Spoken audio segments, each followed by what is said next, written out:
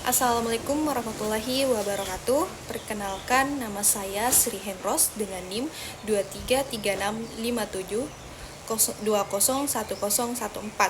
dari Prodi Sistem Informasi.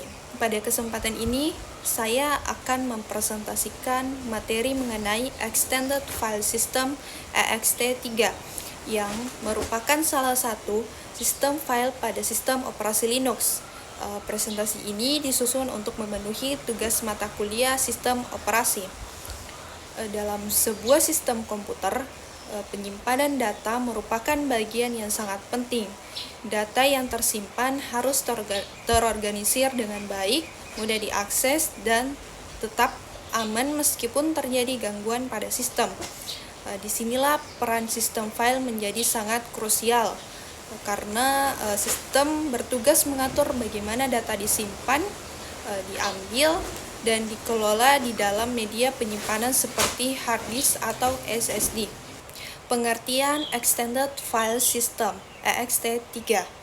Extended File System atau yang biasa disebut EXT3 adalah sistem file pada sistem operasi Linux yang digunakan untuk mengolah penyimpanan data pada media seperti hard disk atau SSD.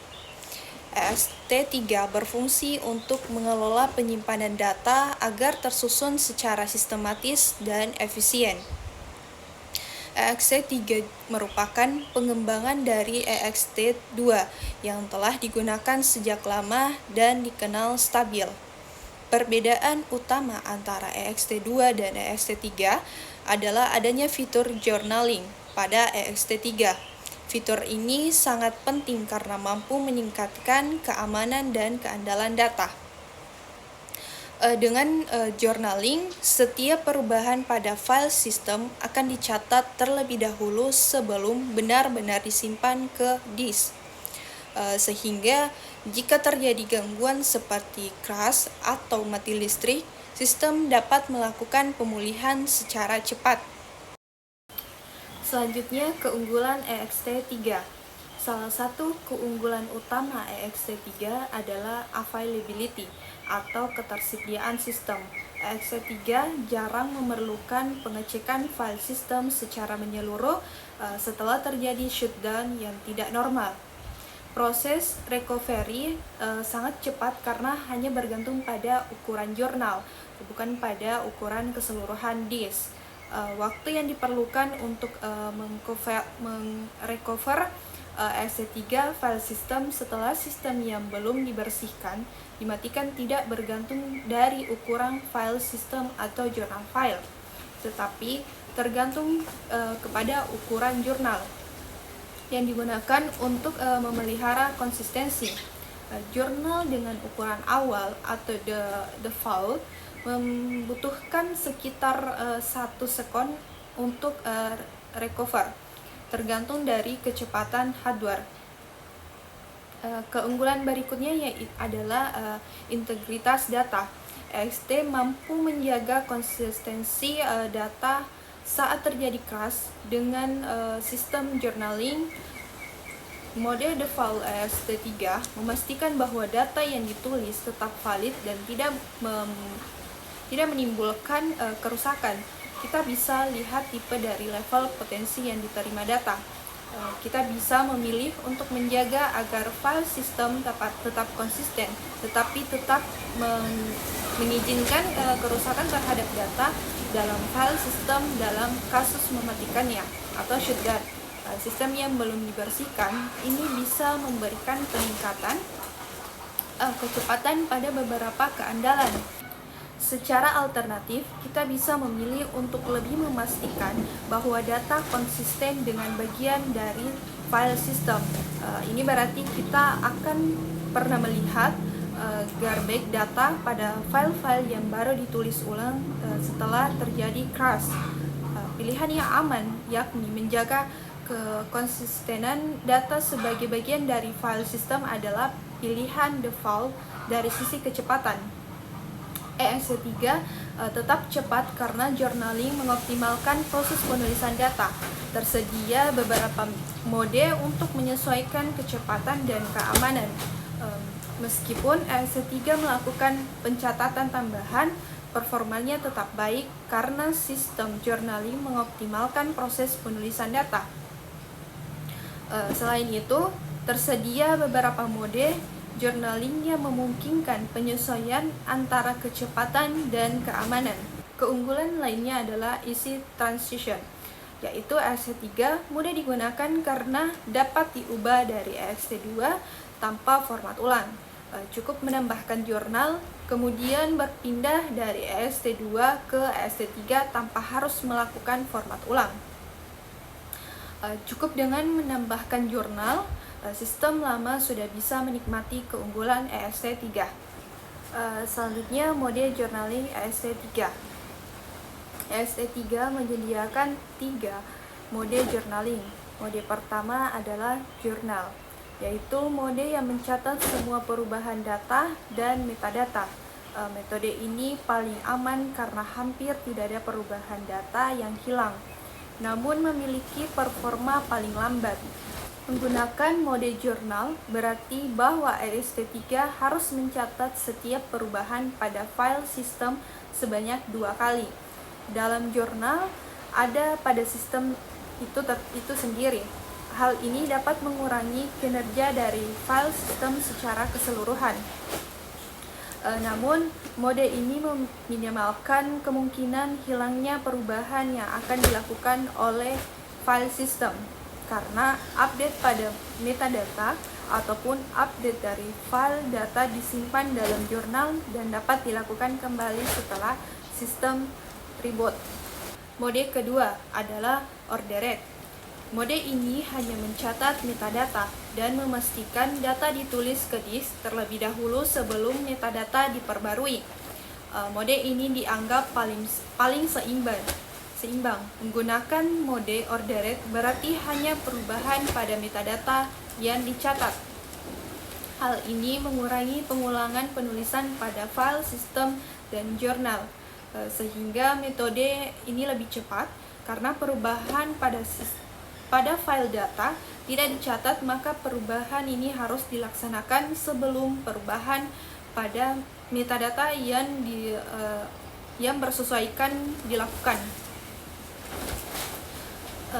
Metode ketiga adalah write back, juga hanya mencatat metadata dan mengandalkannya penulisan standar penulisan data, sehingga paling cepat, tetapi memiliki resiko munculnya data lama sehingga sistem crash.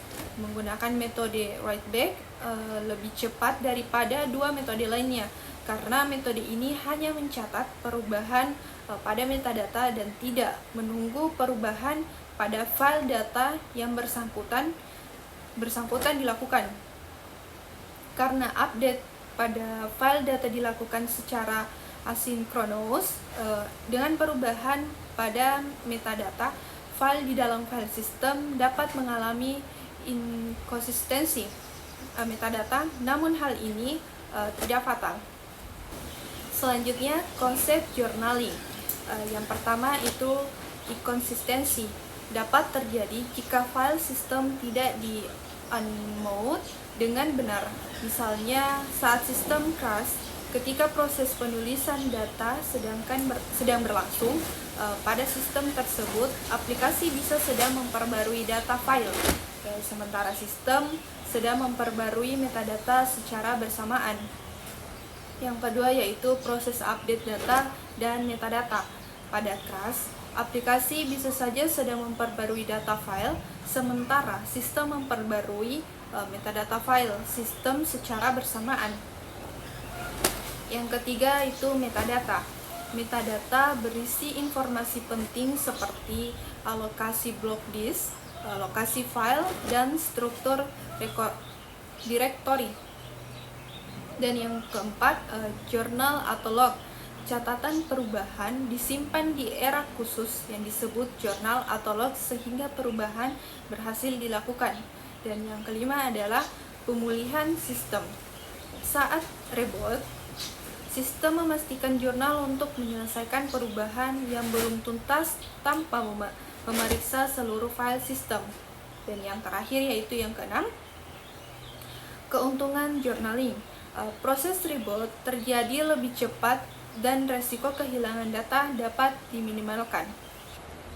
Baik, selanjutnya alasan mengapa memilih ext3. Yang pertama itu kompatibilitas dengan ext2. ext3 dipilih karena kompatibel dengan ext2, sehingga sistem lama tetap ada digunakan hanya dengan menambahkan fitur journaling tanpa format ulang. ST juga dapat di-mode sebagai ST2. Hal ini sangat menguntungkan bagi administrator sistem karena tidak perlu melakukan instalasi ulang atau memindahkan data saat ingin meningkatkan sistem file.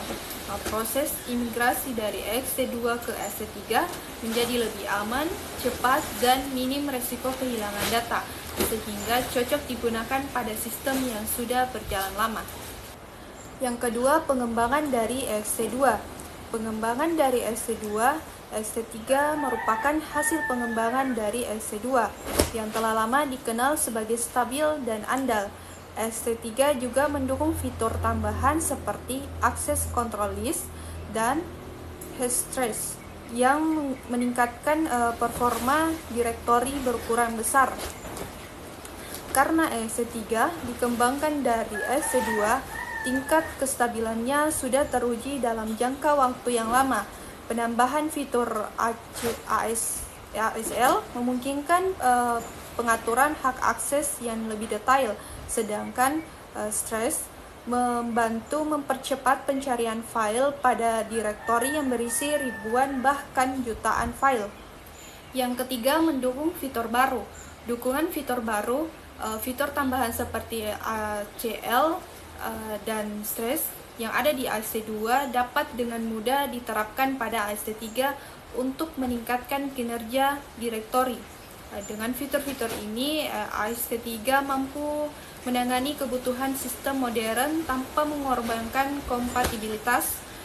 Kinerja sistem file terjadi lebih efisien, terutama pada server atau sistem dengan aktivitas file yang tinggi. Yang keempat yaitu tim pengembang multi-vendor. Tim pengembang multi-vendor ext3 dikembangkan oleh banyak pengembang dari berbagai pihak yang tidak bergantung pada satu organisasi tertentu. Keunggulan ini membuat ext3 lebih terbuka dan berkelanjutan karena pengembangnya tidak terpusat. Jika satu pihak berhenti mendukung, komunitas dan vendor lain masih dapat melanjutkan pengembangan serta perbaikan kesamaan. Yang kelima, Generic Journaling Layer atau JBD. Generic Journaling Layer, ext3 menggunakan lapisan journaling umum, JBD, yang juga dapat digunakan pada perangkat lain seperti NF-RAM. Dengan adanya JBD, mekanisme journaling menjadi lebih fleksibel dan dapat digunakan kembali pada sistem lain. Hal ini meningkatkan keandalan sistem file dalam menjaga konsistensi data ketika terjadi crash dan mati listrik secara tiba-tiba. Yang keenam, dukungan multi-platform. Dukungan multi-platform, ext3 dapat berjalan pada arsitektur 32 dan 64 bit. Mendukung sistem Little Endian dan Big Endian, serta dapat diakses oleh sistem yang mendukung ext2. Ini menunjukkan bahwa ext3 memiliki tingkat kompatibilitas yang tinggi di berbagai jenis perangkat keras dan sistem operasi, sehingga cocok digunakan pada lingkungan komputasi yang beragam. Dan yang terakhir yaitu fleksibilitas mode journaling. Fleksibilitas mode journaling, ext3 menyediakan beberapa mode journaling yang memungkinkan administrator menyediakan antara kecepatan dan konsistensi data sesuai kebutuhan sistem. Administrator dapat memilih mode journaling yang memprioritaskan performa atau keamanan data. Fleksibilitas ini membuka ext3 dapat digunakan baik pada sistem desktop maupun server dengan kebutuhan yang berbeda-beda. Selanjutnya, membuat file sistem ext3. Untuk menambah suatu disk drive dan menyederhanakannya file system pada Linux, sebagai contoh Red Hat Linux, kita harus membuat partisi terhadap hard disk terlebih dahulu dengan menggunakan program fdisk misalnya lalu memformat file sistemnya. Selanjutnya yaitu cara membuat partisi dengan fdisk. Untuk menggunakan fdisk, pertama-tama kita buka shell, prompt, dan login sebagai root user. Hal ini diperlukan karena proses pembuatan atau pengubahan partisi merupakan proses tingkat sistem yang hanya dapat dilakukan oleh pengguna dengan hak akses administrator, yaitu root. Kemudian perintah fdisk memerlukan spesifikasi dari device yang akan dipartisi sebagai argumen dari perintah tersebut. Setiap media penyimpanan di Linux dipresentasikan sebagai device, sehingga fdisk harus mengetahui secara pasti perangkat mana yang akan dimodifikasi agar tidak terjadi kesalahan pada disk lain. Berikutnya akan diberikan contoh device yang digunakan adalah dev HDB yang menghubungkan dengan device kedua dari saluran IDE primer. Penamaan dev atau HDB menunjukkan hard disk kedua pada sistem berbasis IDE. Hal ini penting untuk memastikan bahwa partisi dibuat dalam disk yang benar, terutama pada sistem dengan lebih dari satu media penyimpanan.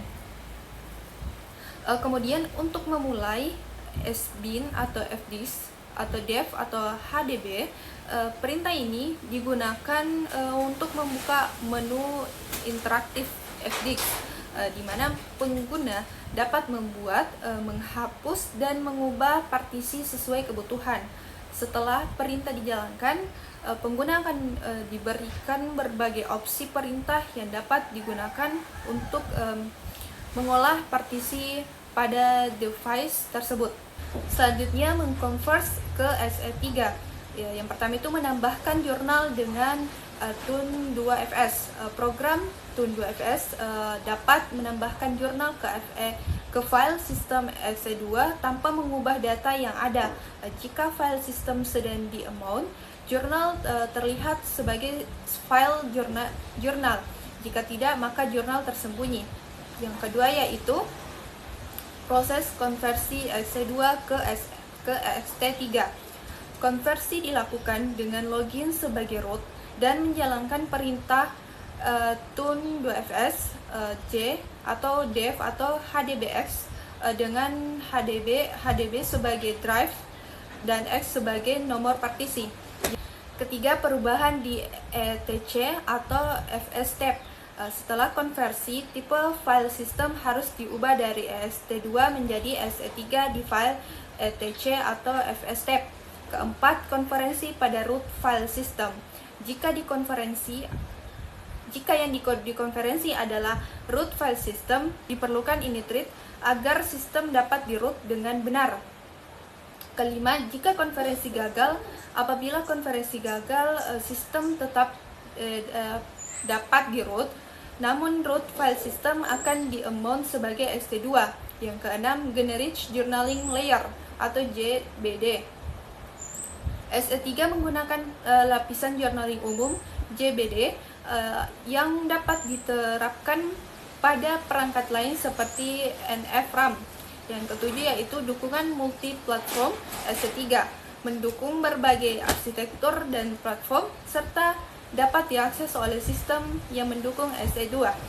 Pada tabel ini dapat kita lihat perbandingan teknis antara sistem file FAT32 dan NTFS.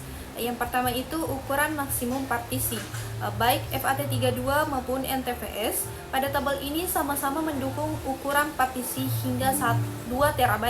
Hal ini menunjukkan bahwa keduanya dapat digunakan untuk media penyimpanan berkapasitas besar meskipun implementasinya berbeda. Yang kedua, jumlah maksimum cluster.